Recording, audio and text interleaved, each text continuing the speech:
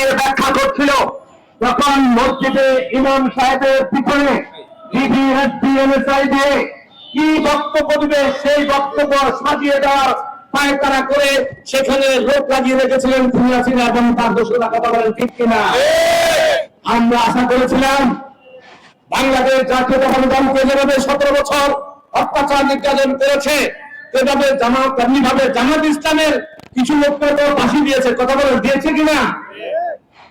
5 আগস্টের স্বাধীনের পরে জামাত ইসলাম তাদের যে সমস্ত সিনিয়র নেতাদেরকে ফাঁসিতে ঝুলে মেরেছে, হত্যা করেছে, তাদের ব্যাপারে নিঃশ্বাস ফেলবে, দোয়া করবে, খতম করবে, জাতির কাছে তারা বিচার চাইবে।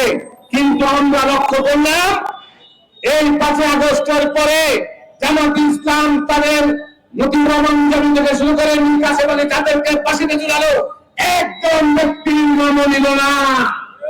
তাহলে কি বোঝা যায় যে যাদেরকে ফাঁসিতে ঝুলিয়েছে তাদের ব্যাপারে তাদের কোনো মায়া নাই, ভালোবাসা নাই। কথা বলেন ঠিক কিনা? যে আওয়ামী লীগ খুন করেছে সেই আওয়ামী লীগকে তারা সাধারণ ক্ষমা করেছে। আমি জানতে চাই ডাক্তার শফিকুর রহমান সাহেব উনি জামাতের আমি শ্রদ্ধা করি, রাজনৈতিক দল হিসাবে, ইসলামী দল হিসাবে নয়। আমি আজকে সাংবাদিক বইদের মাধ্যমে প্রশ্ন রাখতে চাই, কুরআন বলেছে আল কতলু বিল কতলে, কেউ যদি মানুষ হত্যা করে ইসলামের বিধান হচ্ছে তাকে হত্যা করার। কথা বলে ঠিক কিনা?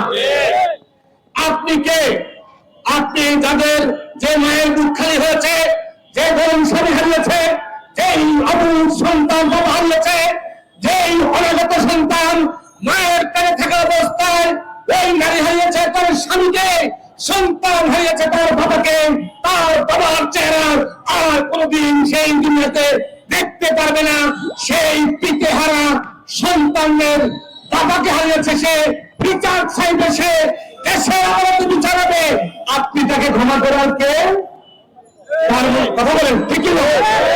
তার মানে বোঝা যাচ্ছে আপনারা কাবারি ইসলাম বলেছেন, আপনারা আসল ইসলামের কাছে নাই। যদি আসল ইসলামের কাছে থাকতেন সাংবাদিক ভাইরা কোট করুন, আমি কোরআন সুন্নাহর বাইরে কথা বললে আমাকে পটকাও করবেন, পটকাও করতে হবে না, আমি নিজে চলে এসে যা শাস্তি হয় তা আমাকে বলতে দেব। আল্লাহ কোরআনে বলেছেন ইন্নাদ দীন ইনদাল্লাহি ইসলাম, আল্লাহর কাছে একমাত্র ধর্ম ইসলাম, এই ছাড়া অন্য কোন ধর্ম গ্রহণ হয় না।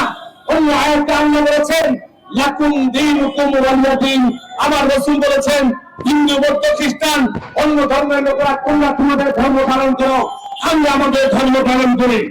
রাসূল পাক সাল্লাল্লাহু আলাইহি ওয়াসাল্লাম যখন খানায় কাবা এটা করছেন, কিছু মুনাফিক